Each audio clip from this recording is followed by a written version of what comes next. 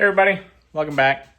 So it's been a little while since we did a new part on this channel. So we have a new part created. I was dealing with a little bit of more underhood heat than I really wanted.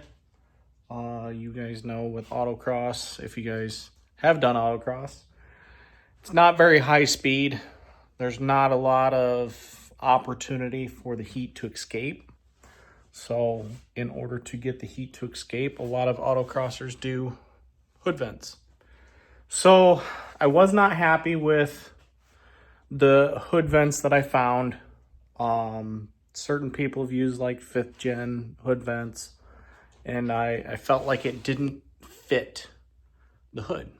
So I designed a set of hood vents so they fit the contour of the teardrop. This is a repop of a factory style, but this is Anvil Auto's carbon fiber teardrop. I've been running it for a little bit. And so I wanted to design a set of hood vents that actually fit the contour of a factory teardrop. Just kind of fits the hood a lot nicer. So as you can see, we already got one side done. It's going to vent it pretty good. We measured it back 8 inches from here to the edge.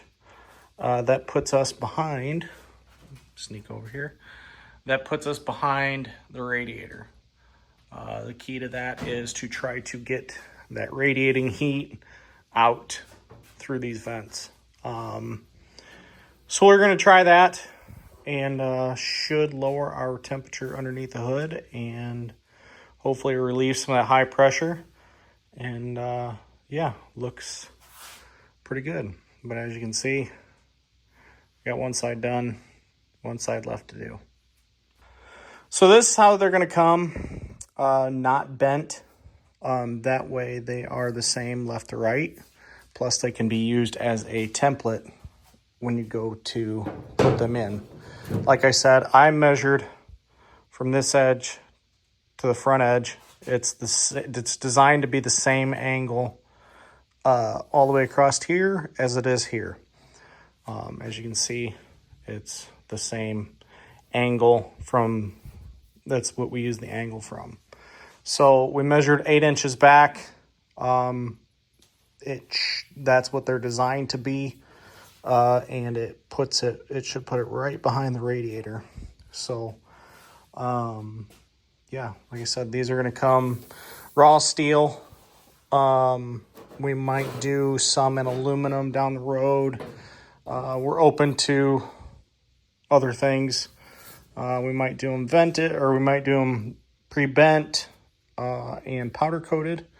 But we're going to start off first with just steel, so you guys can bend them.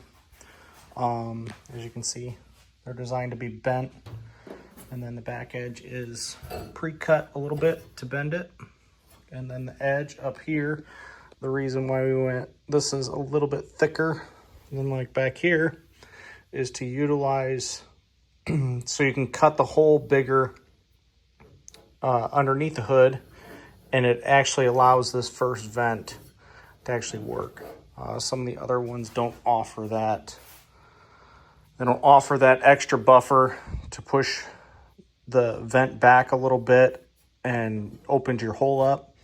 So basically your first vent does not do anything. Your first vent is going to cause air to ramp up, which is going to allow the further vents in the back to extract more. We might do a small like gurney across the front here to evacuate some more heat. We're still kind of in the phase, but like I said, trying to get something out here for you guys that actually is designed for this hood. So let's go ahead and install it. Like I said, measure 8 inches back from the front to the edge, and then all I did, like I said, is used the vent as a guide. They are the same side to side, so One will just have to be your left and one will just have to be your right. So we'll, as you can see, I already drew an outline. What we're going to do from here, put this vent over here. So what we're going to do from here is measure in from this outside, from the inside of this line in 3/4 of an inch, and that'll give us our lip to put our, we used rivets on this. We might do, on mine I might do something a little bit different. I might put a bolt in and then weld it and then grind it smooth so it's just a flush. But for right now, we got 4 rivets holding it. If you guys are going to rivet it, probably 6. So 3 on each side. This center is a little flimsy. So let's measure in our 3/4 on this side and get our lines. Okay, so we got it all measured out. Like I said, 3/4. You'll probably see it better from here. 3/4 from the inside of that line. All this yellow line is just paint marker that we used our vent for a stencil. So 3/4 in, that'll give you enough room in the middle for your vents to plunge in underneath your hood. So just use a little, see the rounded edge, just use a little socket to round that edge off. I'm going to use a cutoff wheel to do a plunge cut on each one, and then we're going to go ahead and just use a simple jigsaw. So let's I'm going to get to cutting and I will be right back with you. Okay, so this is what I mean by a plunge cut. I just took my cutoff wheel on my grinder and just did a plunge cut so you can see the daylight through there. So I can stick my jigsaw in and finish the cut. On some of these corners, we're not as close as what we would. We're going to come back into a burr. So I just got one more cut left to do and be a giant hole in this hood. Okay. There's a hole. There's a piece of metal down there. So we got that cut. As you can see, my corners are not as great as possible. So what I'm going to do is I'm going to take a burr. I have it on a, probably not the best thing, but I have it on a router just to kind of keep it vertical and do my edges. So let's clean them up and get this vent in. Okay, so now we're all cleaned up. Edges are all cleaned up.